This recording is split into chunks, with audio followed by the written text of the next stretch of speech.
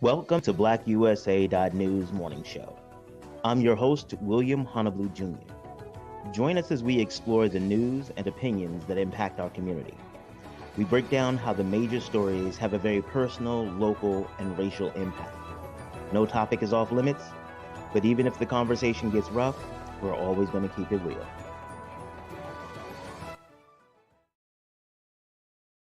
Greetings and salutations, all my friends out there in internet land. I am William Honolulu Jr., and I have the host and the honor and the privilege of hosting the Black USA News morning show. Welcome, welcome, welcome. Good morning to you. Today, we're going to get back at it. We're going to be focused on January 6th. There's a hearing coming up tomorrow, so we wanted to cover what we learned in the last hearing when it came to Mike Pence and the pressure campaign from former President Trump. So that's going to be what we're talking about today. Man, this has been so interesting. This has been like if Scandal was written by like an 11th grader, 9th grader. Yeah, if Scandal was written by a class of 9th graders, this is what you would get. Because this is an amazing plot. Like they did all of the organized crimes, but they did it so poorly. And they did it in writing and got recorded. It is amazing how crazy this is. But as always, wanted to start off. First want to say a big shout out to the super producer Kyle Crazy Horse Morgan for all of his support and everything throughout the show. But I have some not bad news, but just some news. Our assistant producer, Brandy Raymar, she's going to step away from the show for a little while. She has a couple of some great things and some challenging things that are happening. So just want to make sure that you all know and send her positive energy, your thoughts and prayers and all of that other good stuff. And congratulations a little bit. Want to say big up to Grace Awaka, my personal assistant. She's doing an amazing job of making sure that we stay connected to the communities that we serve. So big ups to my team. You know, it is rough to try to do something new, try to do something spectacular by yourself. And I am grateful that I don't have to. All right, so let's talk a little bit about the Black USA News election coverage.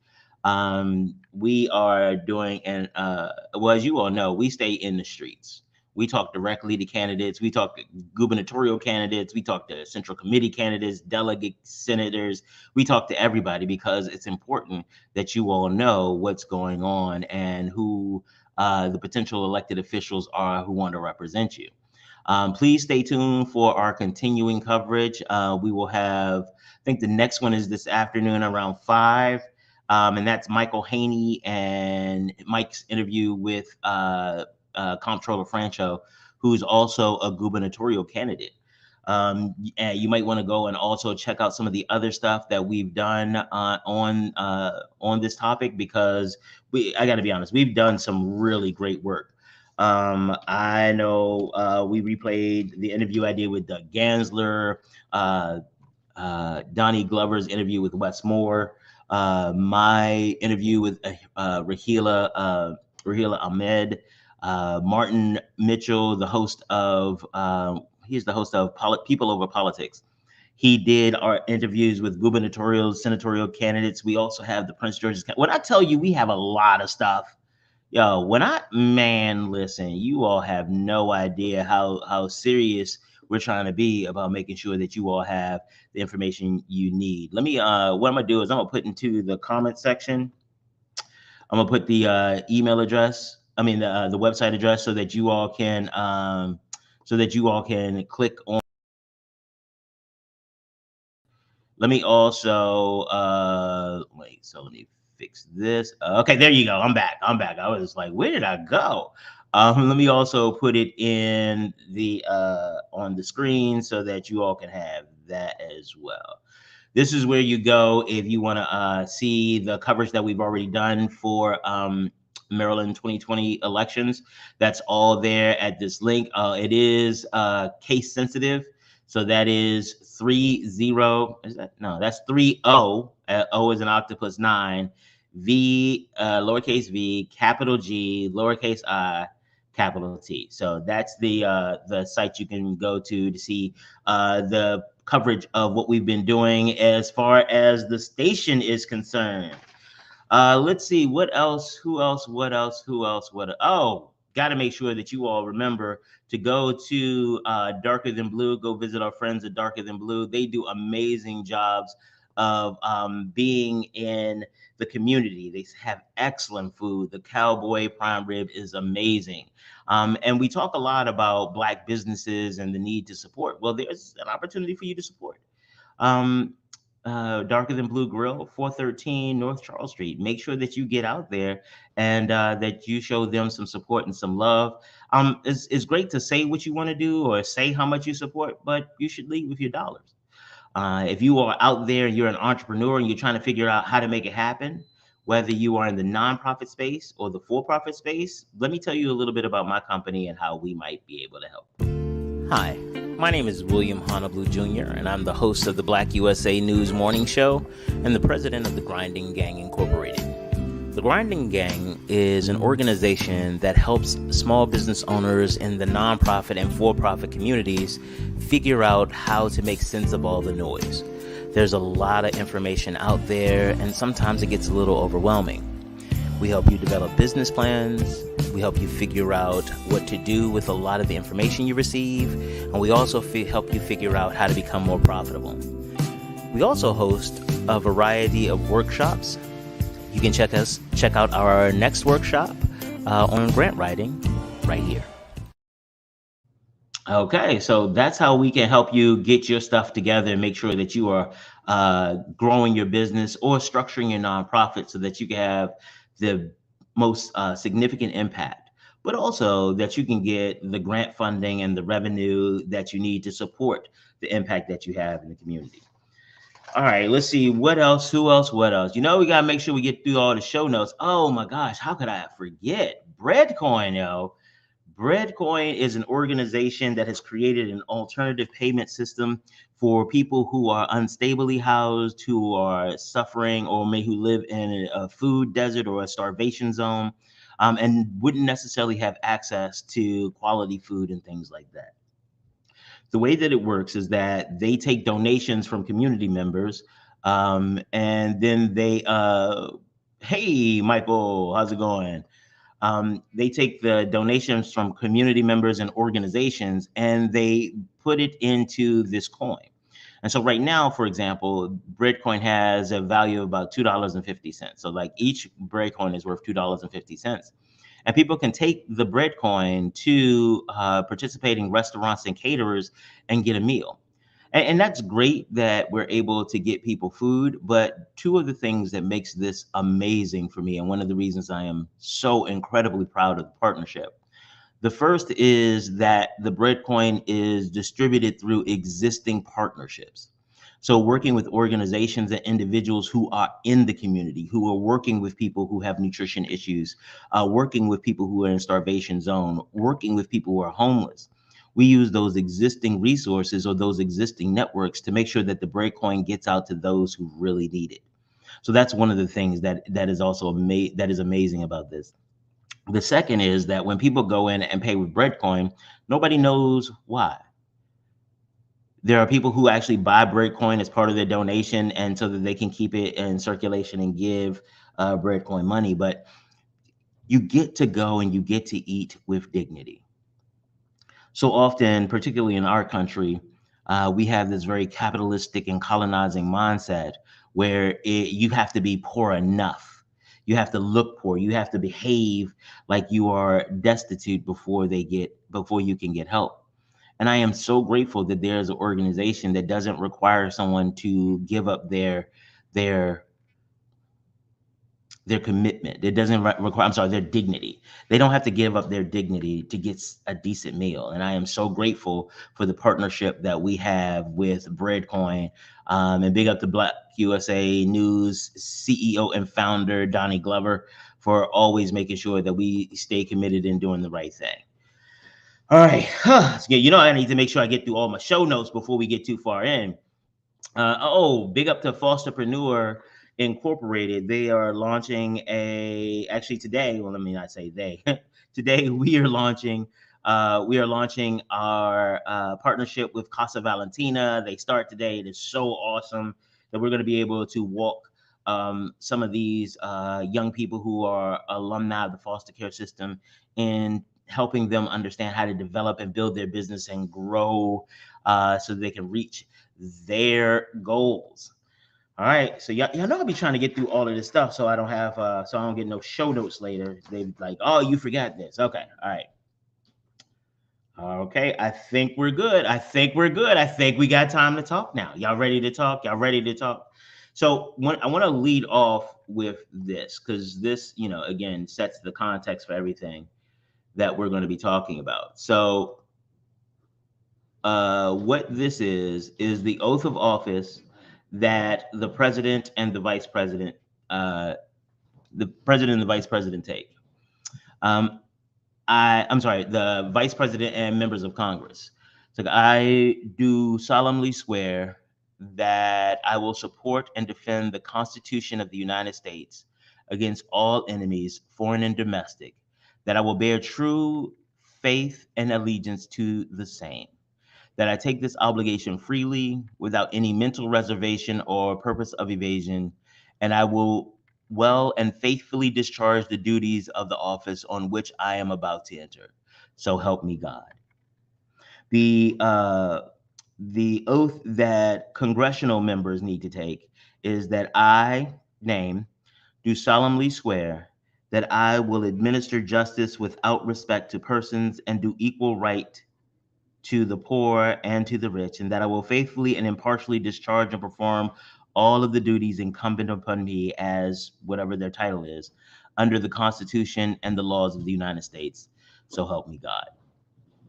So that is what they say when it's time to take before they get elected. This is the kind of that portal, the agreement that you make with the country before you take the oath of office to become a civil servant, meaning that you serve the people of the United States, not your own interests. There is a fiduciary responsibility even to managing the people's money, to do the right thing. And you have hundreds of thousands of elected officials across the United States who take similar oaths before they start their term of service. But one of the things that the January 6th committee has really uncovered, and not that we didn't know it, not that we didn't know it, but Donald Trump did not take his oath of office seriously. One of the other things that I want to talk about is the lauding of Mike Pence as a hero in this circumstance. So we're going to talk about those couple things, but I want to first introduce you to a couple of people. You have Michael Ludig. He is a conservative attorney and former judge. And when I say conservative attorney, he is like the darling. When it comes to election law and stuff like that, he is their goat. You know how in the Black community, there's certain organizations or certain individuals that can come out and speak with authority on certain topics, on issues of civil rights and civil justice. While people may not agree with him, if Jesse Jackson or Al Sharpton come and speak on issues of civil rights, or Mark Morial, president of the Urban League, they are taken very seriously. When it comes to certain topics, there are people who are experts.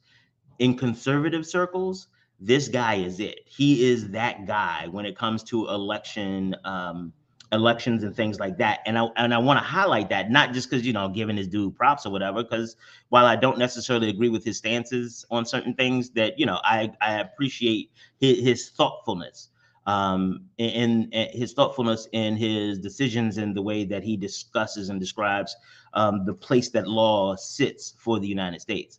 But the reason I want to highlight him first is that this is another example of the January 6th committee doing a great job of storytelling. They got a guy who is like the GOAT when it comes to Republicans and conservative legal theories. They have him coming through and telling the story about why this whole plot was illegal and what it is. And he took it even further. Hey, Rico, how's it going? Um, he took it even further. He didn't just say that what they were planning or what they tried to do was illegal. He took it a step further and said Donald Trump and all of Donald Trump's supporters are a clear and present danger to democracy right now.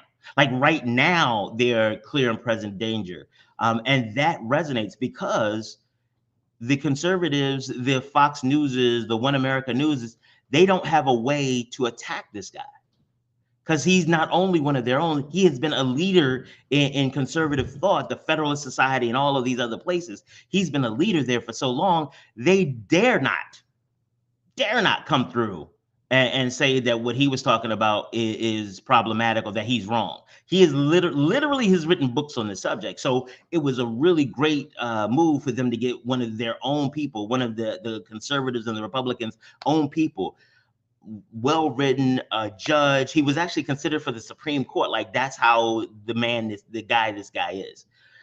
So they got him out there telling about how this was all crazy to begin with, and how there is no authority in law for what they were trying to do or what eventually happened.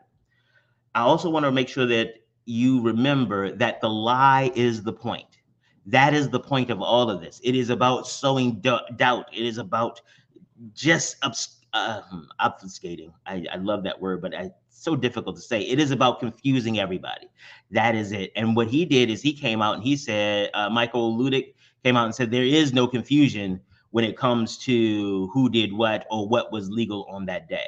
So again, great move by the January 6th committee to bring in somebody that high powered to talk through the legal sides of it. Now, I'm gonna be honest. When he was up there, I was so bored. I really was. I was bored. He was like, he talked slow. He's an older gentleman, but he talked slow. And so watching it was like, oh, and like when he got to the point, it was like, oh wow, damn, that's deep. But it was. So if you're watching those hearings, the ones about Mike Pence, that was last Thursday. If you were watching, what was that, Friday? All the days are starting to blend together. Uh, yeah, Thursday. If you are watching the last Thursday's hearing, the third one in the series, because this is a TV show. Like it is a stupid TV show. It is sad that we have to spend our tax money on this TV show, but this is one of the most important TV shows that is on. If you followed the OJ trial, if you followed any of the Amber Heard Johnny Depp case, this is more important than that. Because while this doesn't, oh, this actually has all this stuff in it too, except the sex part so far. You never know what they're going to drop, because don't forget that these people who stormed the Capitol smeared their feces all over the walls. So if you were involved or not involved, if you were following the Amber Heard Johnny Depp trial, you really have got to make sure that you focus in on that. So then they brought this dude, Greg Jacob, general counsel to the vice president. He was the vice president's right-hand man when it came to legal stuff. Most of the stuff before it got to the vice president had to go through Greg Jacob. So Greg Jacob, he told the story. It was wild, and his story involves this dude, Dr. John Eastman. Dr. John Eastman is a lawyer. He was at the Stop the Steal rally, and come to find out, he is the central figure in most of this stuff, especially when it came to this thing about Pence being able to throw away votes to throw away votes, not throw away votes, but to send the votes back, or to do something to provide some pushback. And when they get into the back and forth conversation between Eastman and Greg Jacob, that joint is wild. Like, to tell you how it went down, it was like Eastman was like, yo, can you, so they went to the president, and this was like January 3rd or so. So they went to the president, was like, hey, yo, Eastman brought up this theory. And so all of these people, one dude came in, he was still in his like running suit, or like he had gone out, he didn't even have time to change. And they got in and they were talking to Trump. And Greg Jacob responded and well talked about how that Trump was just trying to find a way to get the votes. He would come up with this theory and that theory wouldn't work. It's like, okay, whatever. And they would give him pushback on it. And when he saw that there was too much pushback, he would just jump to another one. He wasn't trying to find out what was right. He was just trying to find out how to win. And again, don't get it twisted. I understand wanting to win. I understand trying to do whatever to get to win. The problem is that you took an oath of office to defend the Constitution from all enemies, foreign and domestic. That is a big deal. And this lying and this manipulation behind the scenes is problematic, to say the least. So in addition, so he kept going over, Eastman kept going over to Greg Jacobs' office, was like, yo, look, can we do this? Can we do this? And Greg Jacobs was like, nah. And what he was doing, he was like, let's just walk through the logic of it. If you do this, so and it was a really great analogy that Greg Jacob came up with. He said, remember in 2000 when Al Gore was the vice president and also running for the president, and all he had to do was overturn the votes for Florida, and he would have been president of the United States. He's like, do you think that Al Gore had the authority to do it? He said, or in 2024, let's say, he said, I hope Republicans take back the House or take back the presidency. Do you believe that Kamala Harris should have the ability to do that? He was like, no, he's like, you're right. Al Gore wouldn't have had the authority to do it in 2000, and Kamala Harris should absolutely not do it in 2024, but we should do it now. He acknowledged later on in the conversation that if this went to the Supreme Court, they would lose 9-0. So this whole, he knew what was going on, and he wanted the vice president to do it anyway. And to Pence's credit, I got to be honest, to Pence's credit, he didn't. Pence's whole office was like, yo, this is crazy. This is Looney Tunes, blah, blah, blah. And dude just wouldn't give up. You know why he wouldn't give up? Because Trump didn't want him to give up. So then Trump started calling Pence and then like yelling at him and calling him names, called him a pussy, called him a wimp, said all this stuff about him. And people were listening like, yo, what the hell? And he was like digging in him like this and that. And then there's this line that Trump uses that at first I thought it was like, yo, that's so pathetic. Trump said, if you don't do this, Mike, I'm not going to be your friend. And I was like, oh my God, are you a 5-year-old? But that's because I read it with the way that he talks to people, or the way that I've heard him talk. But think about it this way. Most of the time when they talk about in corruption cases or conspiracy cases, most of the time people don't go, hey, I am about to extort you. Can you please da da da? They say things like, you know, I take care of my friends. My friends don't get hurt. My supporters love my friends. Oh, and they hate the people who aren't my friends. You want to be one of my friends, don't you? That's different. That changes the entire dynamic. And what did he do? And we often talk about the fact that many of these Republicans are scared to stand up to Trump. And a lot of it we just kind of push back on and say, well, you need to be more courageous about your job, or take your oath more seriously. But one of the things that we have seen is that Trump is comfortable using violence. He actually gets joy from it. He talks about how he died like a dog, all of these things that just are over the top and way too much and sounds like a preteen's military wet dream. But he has shown the capacity for violence and to have violence enacted on his behalf. He's had the government of the United States, the law enforcement and the military, gas peaceful protesters. He has authorized that people just go and snap, because we forgot about that. He had people in federal law enforcement with no designation, no insignia, going around the streets of Seattle, picking people up and shoving them into minivans. He did that. Like, that happened in America under this man. And that's why this is important, because every time he gets a little bit more power, they get a little bit more power, they are going to do more and more horrible things. Let's just be honest. From the going back all the way to the election, when his after the 2016 election, when he talked about his crowd size and how big his crowd size was, and it was like people were like, oh, that's no big deal. Yeah, but if he's willing to lie about that, look how far we've come since then. Hell, him lying about crowd sizes and things like that, those were the good old days. When we were young, when we didn't know how rough it could be. That's who he is, and that's why this is important. it is important because the lies are the point. One of the other things that I realized about the January 6th committee is that since lies have been the point and the weapons that he has used to mobilize his people toward violence, remember his rallies. If you were at his rallies and you did not support MAGA full on, you got attacked. And he would say things like, "I'll pay your water bill. I mean, I'll pay your legal fees." One, he wouldn't, and he didn't. That actually came up. But he's an advocate of violence, and his people know that. So what happens? They are not only afraid of losing their jobs, not getting voted for, and for some of them that is a major concern. But literally, they get death threats when they don't follow Trump. There are people who will harm them. Gretchen Whitmer, she's the governor of the state of Michigan. They were going to kidnap her. They stormed the Michigan Capitol. Don't forget that. These are the same people who celebrated when Kyle Rittenhouse shot down 3 people in Missouri. Like, these are violent people. And I would hazard to say that Donald Trump has a greater risk, or has posed a greater risk to national security than Osama bin Laden or any member of Al Qaeda. It's like, well, why? They did all this stuff. One, Osama bin Laden, no terrorist could have been able to pull off an invasion of the United States Capitol.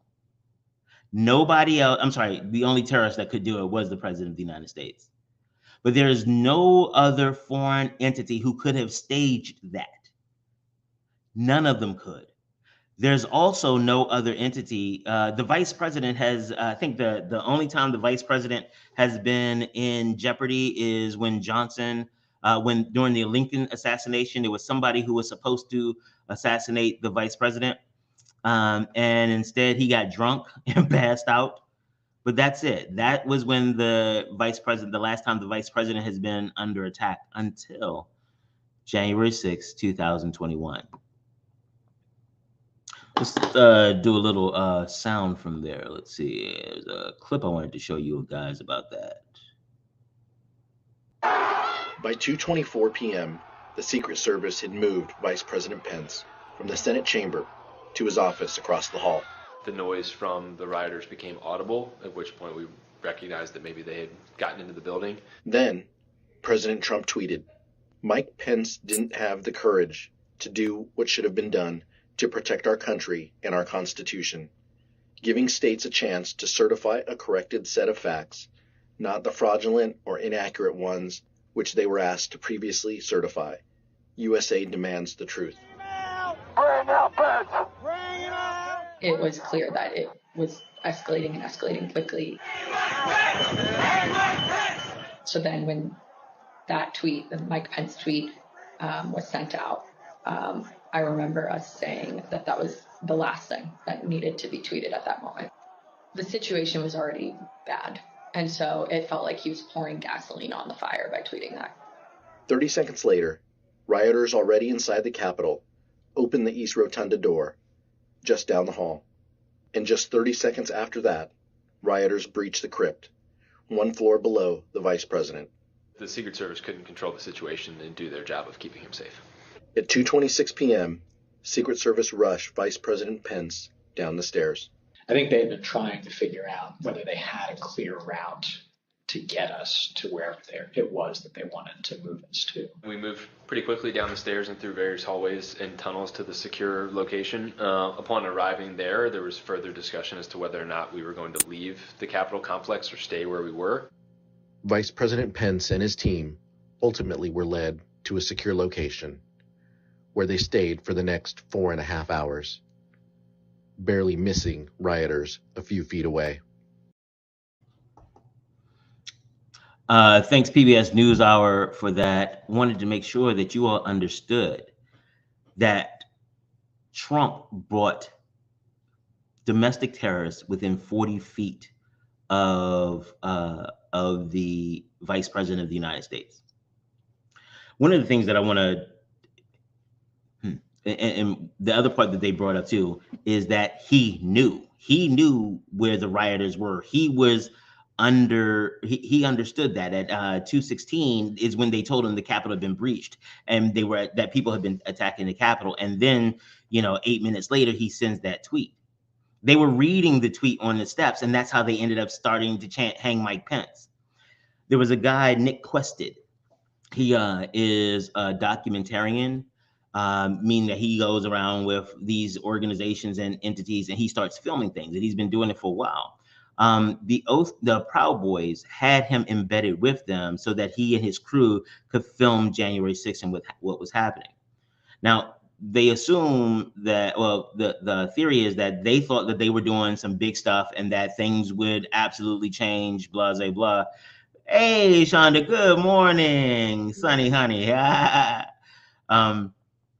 Let's see. So they thought they were doing the right thing, and they wanted to have documentation from a well-established and respected documentarian on what they did and how they influenced, because they thought this was going in a totally different direction.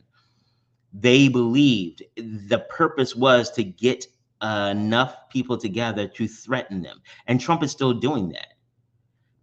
These people are his weapons. It's no different if you turn a pack of rabid dogs on somebody. You didn't kill them, but your dogs did. These dogs were Trump's dogs. They were rabid. They had been fed a diet of raw meat and then hadn't been fed until Mike Pence was keeping them from eating. Like, he did that. And let's also take a step back and think about what that means. This dude has prostituted himself for Donald Trump to become vice president of the United States. He has openly done things that are inconsistent with his own professed teachings and practice. He's excused things away. He has supported some of the most heinous and disgusting decisions in recent American memory. He did all of those things. He always supported Trump, no matter how disgusting. You're a man of God, and this man who talks about the evils of people just because of where they come from, you support that. He did those things for 4 or 5 years. He's still doing them to a large extent. And then when you didn't go through an actual criminal act that was easily provable, he turned his rabid dogs on you. They ate together. They flew on trips together. They did a lot of things together. They spent time on the campaign trail together. And at the moment, he wasn't willing to commit sedition. You need to be there. And then the other part is when people told Trump that Mike Pence was in danger, they were saying, "Hang Mike Pence." They were trying to show him, like, "Look at this. This is crazy. You need to stop it." He said, well, maybe he should be hanged.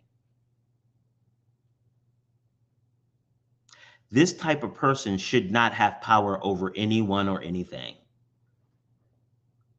When your man, just your coworker, you're going to send your coworker out to get killed?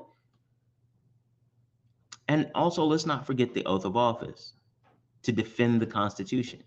Now, I think the Constitution needs to be revised. It has flaws, but it is the Constitution, the governing document, and they swore an oath to do it. Not to enrich themselves, not to do any of these things, but to at least follow the Constitution and defend it against enemies, foreign and domestic. This is a domestic enemy. This is one of the most dangerous domestic enemies in existence. So we talked about the idea that lies are the point and the pressure campaign that he put on Pence. I want to talk about a couple other things. Let's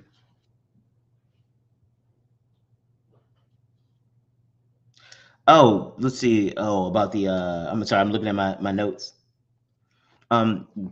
So we need to make sure that as we are talking to elected officials and that we are especially in this campaign season, we need to get a commitment from them that no more lies, that there will be accountability.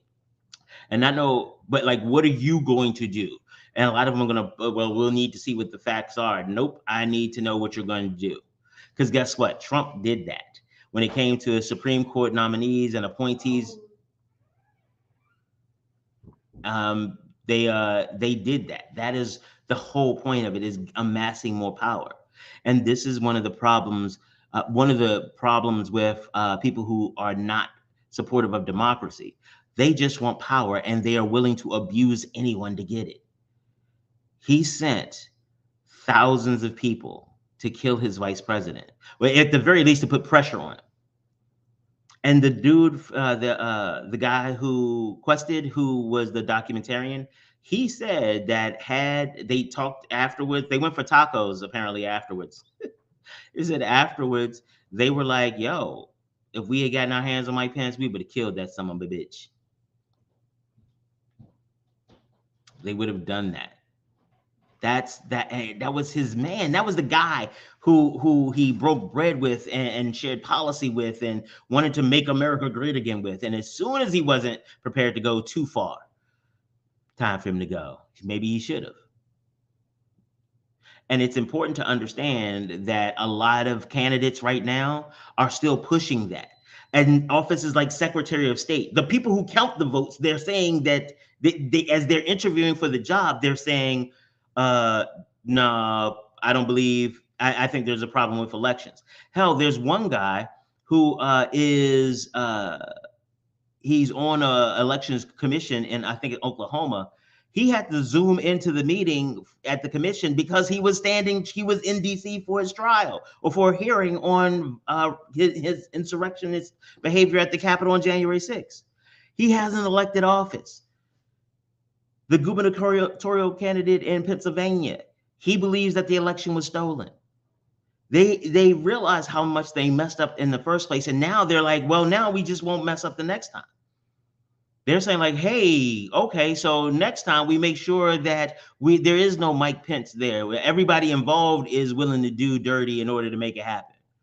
That's what they're doing. And so as you are talking to individuals who you are voting for, or individuals that you know, remind them that we need stricter ethics rules when it comes to our elected officials. There shouldn't be a way that we just have to rely on the goodwill of Mike Pence and his team, or the fact that they didn't want to do a coup that protected democracy. That we have got to think through these things, and we need to put a stop to people who believe in the big lie and who are perpetuating the big lie and still want to run for office. How about this? How the hell are you going to run for office if you think the election is rigged? Was your election rigged? Like, what? The lack of logic is amazing to me. Lies are the point. They capitalize on fear and they push on from that point. I think that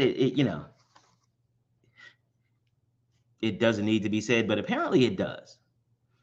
Doing things that are against the law are illegal by definition.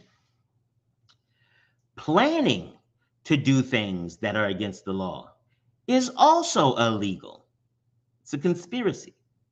Well, it's planning is, well, when you do it with more than one person, it's conspiracy. So doing something against the law is illegal. Planning to do something against the law with one or more persons is also illegal. And putting things together to do something illegal is against the law is illegal. And doing all of those things and not just being successful is still illegal. I once worked in a school, and a young lady tried to jump on another young lady and missed hitting her and hit a teacher.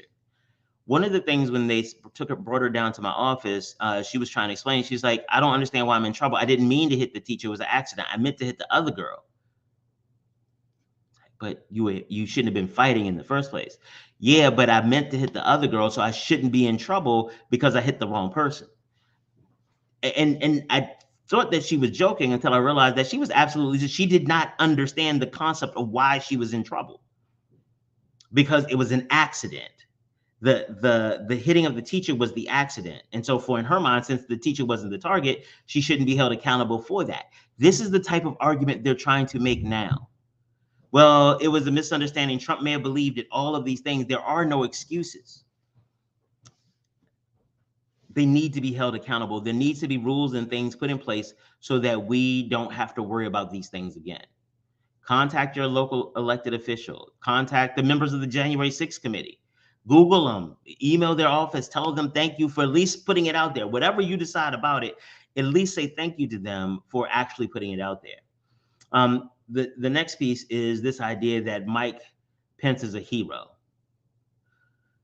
I got to be honest, I can't really give him hero. I can't even give him anti-hero.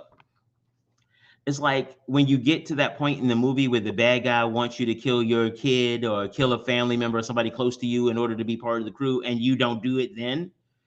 I don't give you hero status, because we told them, and you could have seen about the illegal activities that Trump was engaged in on a regular basis, that it was going to end up someplace here. The other part that I'm having a lot of difficulty with this canonizing of Mike Pence, that he's done an amazing, he's a hero, is that he still hasn't come out and talked publicly about what happened. He was within 40 feet of being murdered by I'm sorry, let me take that back. He, his staff, and his wife were within 40 feet of being murdered. And he has not come out to just say, yo, let me tell you what the hell happened. Yo, this joint was crazy. Or if he has, it's kept quiet, and that's not helpful. While Donald Trump on the 4th and 5th and the morning of the 6th called him and cussed him all the way out. If he had called the FBI and realizing that Trump had said it had been wild, that it was so concerning that Mark Short, his chief of staff, Pence's chief of staff, called his Secret Service detail and said, y'all need to watch out for Pence today. I think Trump is going to turn on him. He sent that.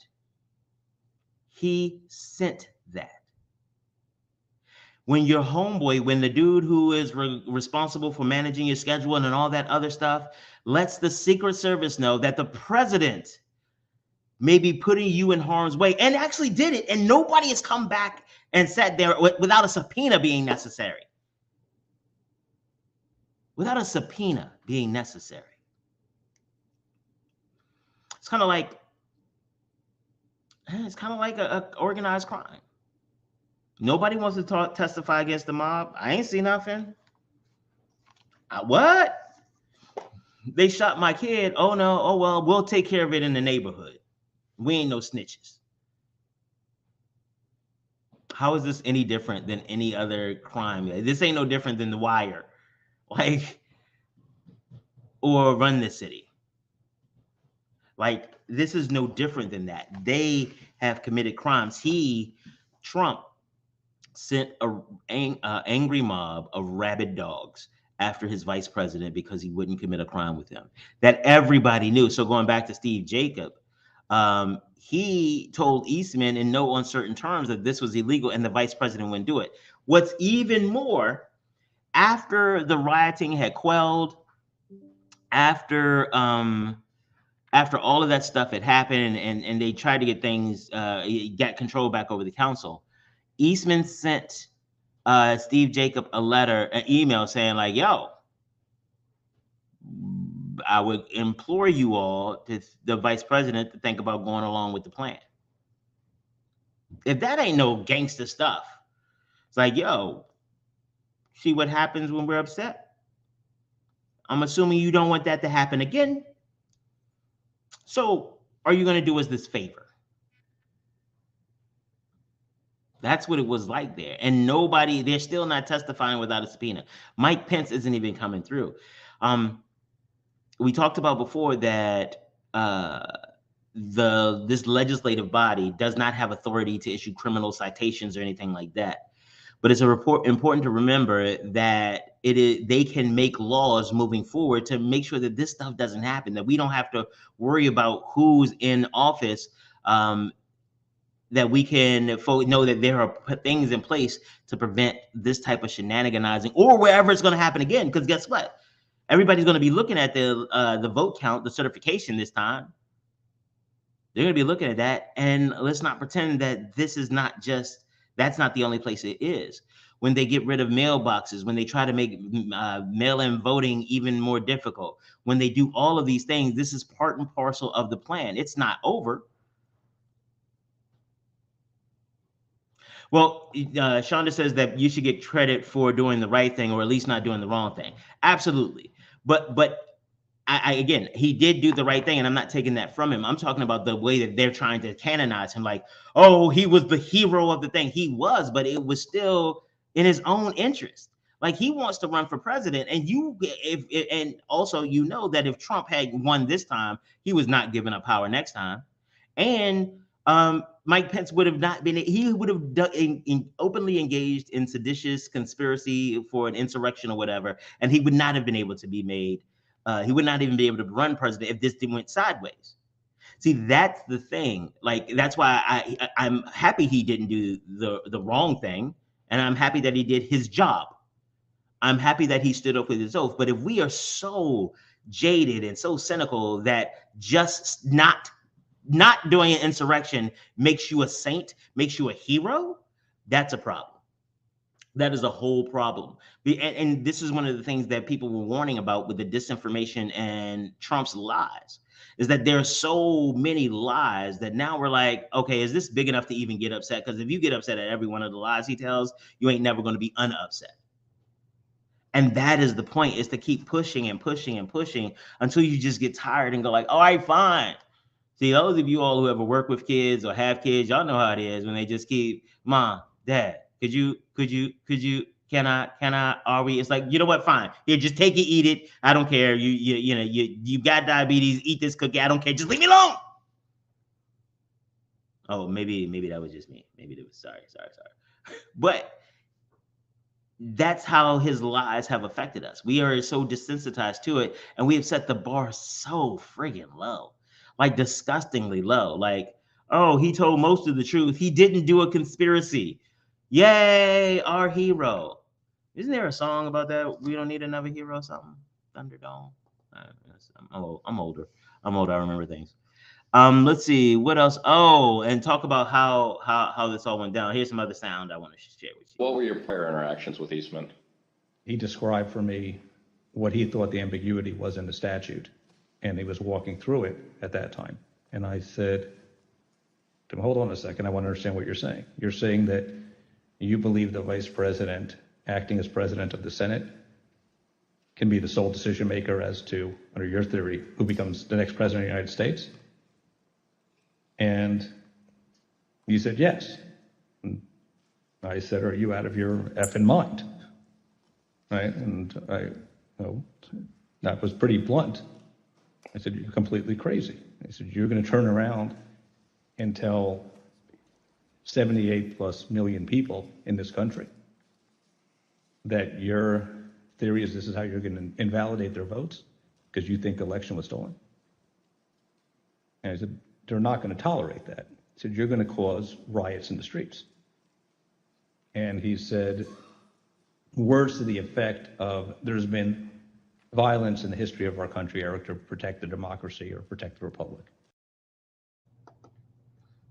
Mm-hmm. That doesn't sound like an oath of office. That sounds like he knew what was going on and was like, fuck it. I mean, we got the power right now. We got the streets.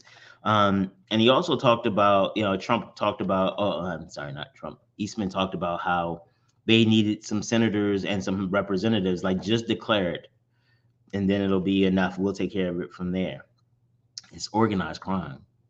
It's organized crime at its basis.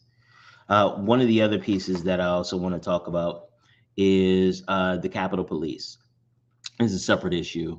The Capitol Police, their decisions and judgment have been suspect from the beginning of this. They're not the officers who put their lives on the line, as one of the officers who testified said. They had to go hand-to-hand combat. No law enforcement officer has been trained for that. They did an amazing job, and many of them, some acts of heroism and bravery that are just phenomenal, and they should be lauded. But I'm talking about the leadership. The leadership did not have enough people on staff that day. The leadership did not. And more recently, they've been going through and talking about this Congressman Loudermilk, and we might show some sound on that later this week after this next hearing. He was giving a tour to people, and the guy was there with a camera taking pictures of stairwells, security checkpoints, and stuff like that. Imagine somebody giving somebody a tour of your house or your office, and they're taking pictures of the locks on the doors, or they're taking pictures of the emergency exits. Like, oh, this is where your alarm is. Oh, this is interesting. Like, how would you be okay with that? And again, once it was discovered, first thing this Bama did was lie. Oh, no, I never did anything like that. Loudermilk lied. The Capitol Police said, oh, no, we don't think there was anything of it. And come to find out, the dude who was on the tour was in the stormed the Capitol and was talking about how he was going to rip Nancy Pelosi's hair out, kill Chuck Schumer and Jerry Nadler and AOC. Like, he was real about that murder life, or at least talking that murder life. Loudermilk gave him a tour and then still hasn't come forward. And apparently there are other Republicans who've done it too. And again, they might be scared of Donald Trump. Then step down, yo. Stop trying to just be like, I am terrified. Like, do something, grow a pair or something. Ovaries, testicles, whatever. Just honor your oath. Be a hero. Stand up and stand out and advocate. They were so vocal. They have been vocal this month against the LGBTQ community. But the former president of the United States sicked a mob of rabid dogs on the vice president of the sitting vice president, his vice president, and said that, well, maybe that's the way it should be. Because he didn't give a damn about him. He just wanted the office. Actually, what I think, there's some speculation of this, and I'm with this, is that he actually wanted somebody to get killed. He wanted, because guess what he could do then? Declare martial law. That's what he wanted. Oh, that was one of the game plans. At least that's the theory around it. And so it's important that we follow this. It's important that we stay tuned and stay up, because this will shape everything else. Think about this. If they get in control over, if somebody who does this steals the election, what else won't they steal? You think we won't end up like Russia in a few years? Well, a few decades, our children's children will end up in a situation where they have some type of dictator over the United States who is making sure that his cronies get all the gas and oil money. You talk about gas prices high now. Well, we'll get into that later in the week. But you talk about that being high now. Come on, dog. You talk about us as Black people have our civil rights infringed upon. Come on, dog. If you could get away with stealing the government, what can Black people do to stop you? Hell, government won't even protect us right now. They don't even, the government doesn't come in to support us right now. What do you think will happen if they are able to take this country by force or by grift? You think anybody's going to care about us? Unless you are Kanye West or Diamond or Silk or Herschel Walker, those are the appropriate Black people that will get noticed in that new paradigm. It's important that we stay active and stay vigilant on this. And we'll be covering it a little bit more.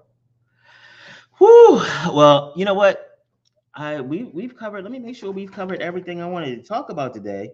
And I appreciate you guys for sticking in there and listening to this. I know sometimes this stuff seems like it could be boring, but this has been, like I said, Scandal and Austin Powers mixed, or a Scandal written by an 11th grader.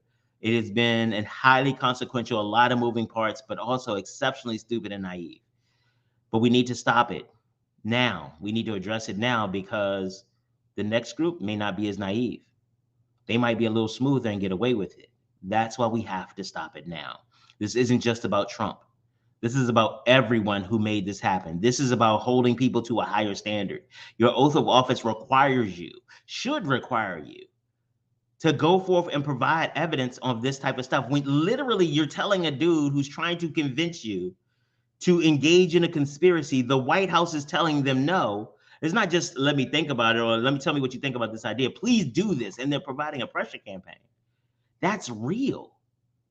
They did that. And again, they have been doing it so much, they didn't even think they'd get caught. They didn't think it'd be a problem.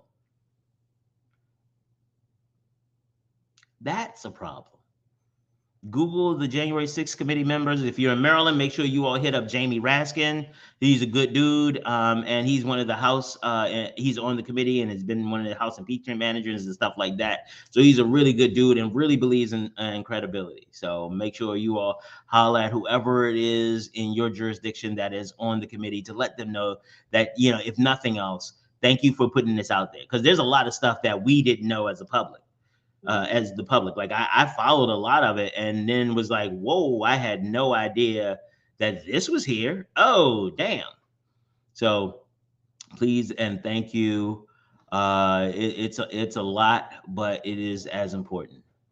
All right, ladies and gentlemen, boys and girls, children of all ages, thank you very much for joining me for Black USA News, the morning show. And we will be back tomorrow for Titillating Tuesday.